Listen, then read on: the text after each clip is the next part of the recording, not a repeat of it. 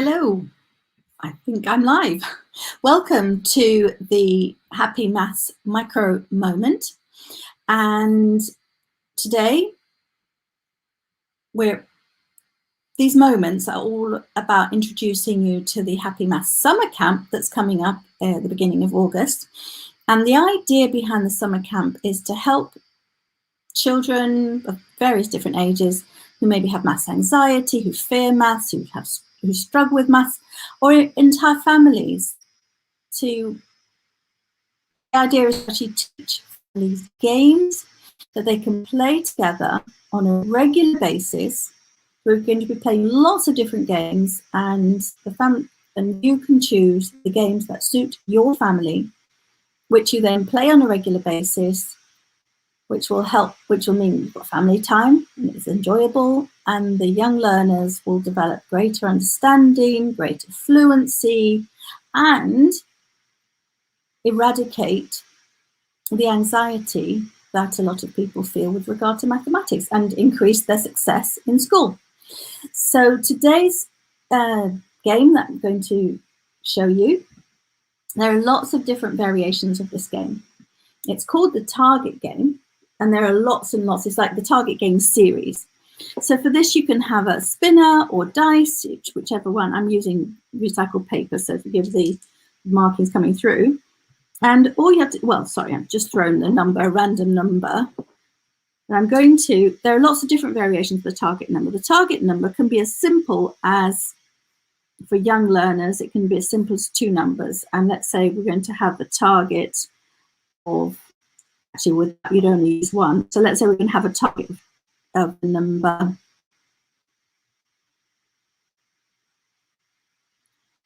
We might add them up. So let's say we're going to have a target of the number 10.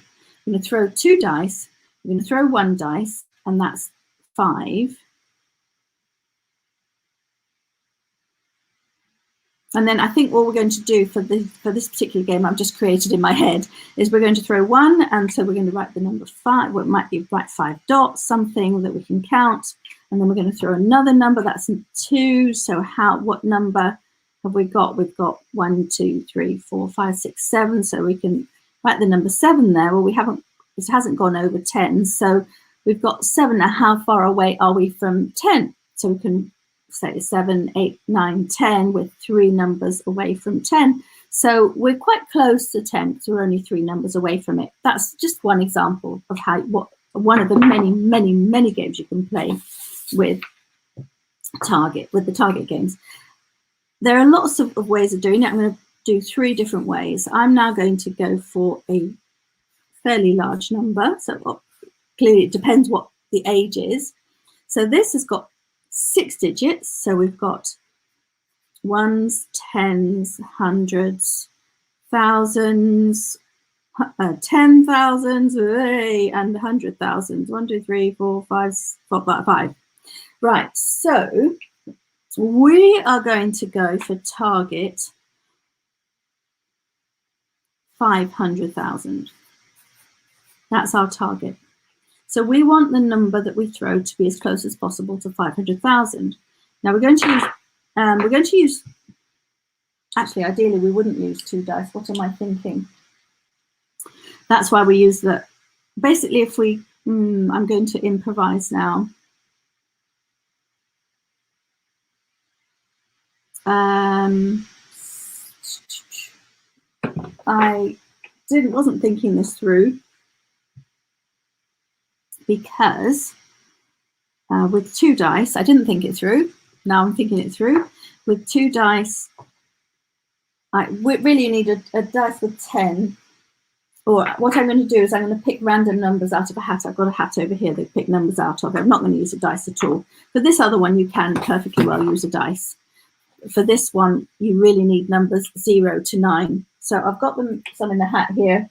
So I'm just going to pick out numbers. Okay, I've got number 7. So I'm going to write down here what numbers I've got.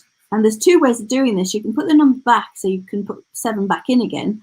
Or you can keep number 7 out so that you know that number 7 is no longer available to you. So in this instance, I'm going to keep the number 7 out. You can also use a spinner. And if you use a spinner, then you could Actually, no, let me put the number 7 back in again, and because we'll do it the same way as the spinner. So where are we going to put the 7? If we put the 7, and you can have a whole discussion about it, where to put the 7. So you put the 7 there, in which case you would be sure of not being more than 300 out, but you might not.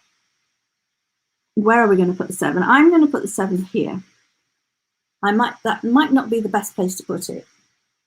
Other people might disagree. You could have everyone around the table with their own 6 boxes, and if you have young learners, you can have them team up with maybe an adult or something, and everyone can decide on their own number and see who gets closest. So next number, okay.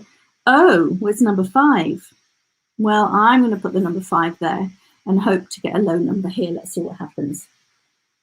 Okay, I put the 5 back. I've now got, I've got a 4. Well, I don't want to put the 4 there, so I'm going to put the 4 there because that's going to keep the number quite small. Now I've got the number 9. That's good. I'm going to put the number 9 there. No question there. I'm putting the numbers back. Oh, I've got the number 2. Well, I'm going to put the number 2 there. And one more time. Now I've got the number 1. So now I'm going to put the number 1 there.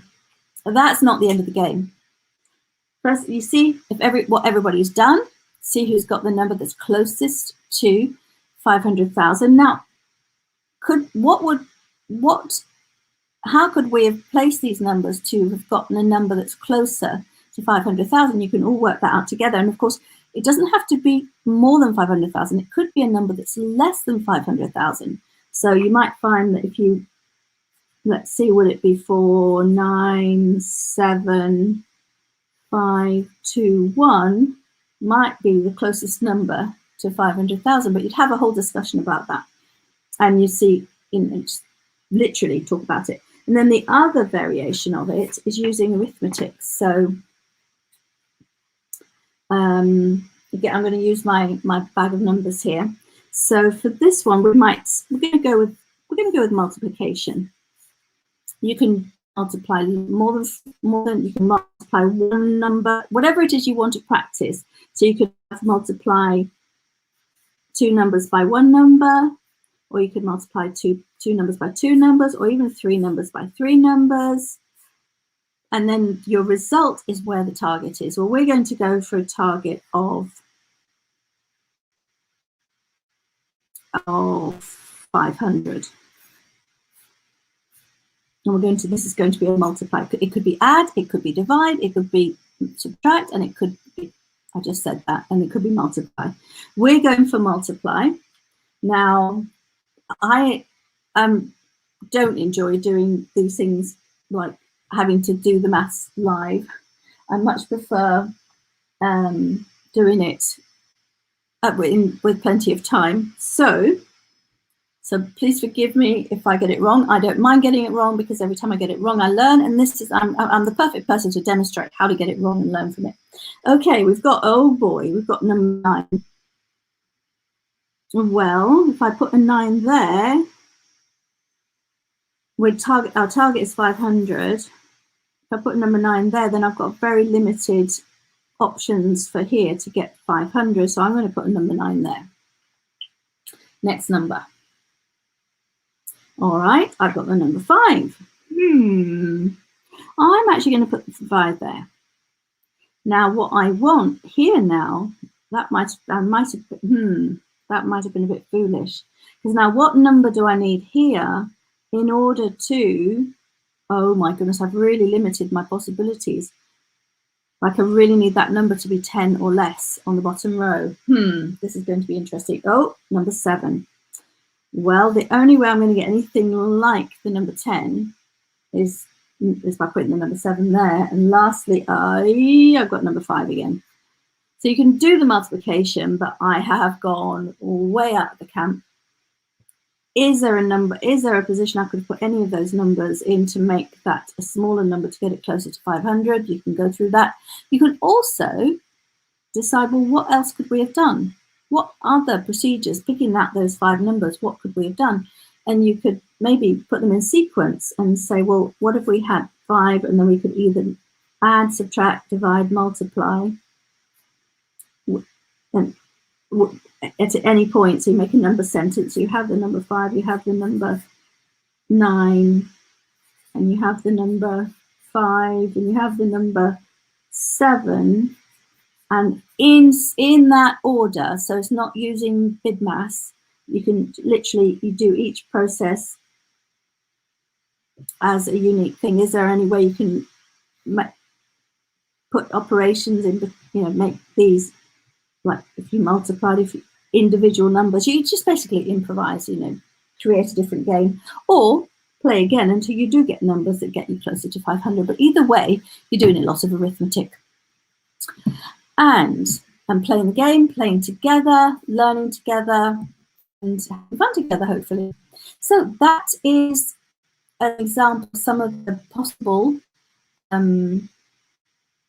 target games that you can play. There's lots of target games. There's a whole target game collection, and we were going to be playing lots of them, and every session that we have will be accessible. There will be an activity we can do for young learners that older learners can help them with, and then introduce all the different levels, and then everyone can play at their own level simultaneously, which is how families can play together and learn math together and yet still play the same game. So you're playing the same game on a spiral where everyone's perhaps playing at a different level, or everyone can be playing at a different level, or one or two at a different level, or we might bring it together and make it accessible to everyone, the same game accessible to everyone.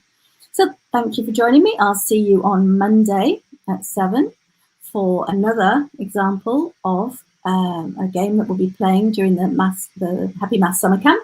Please do inquire. There's a link in the description for the Happy Maths Summer Camp. Send us a message, and I'll see you on Monday. Thank you very much. Have a wonderful weekend.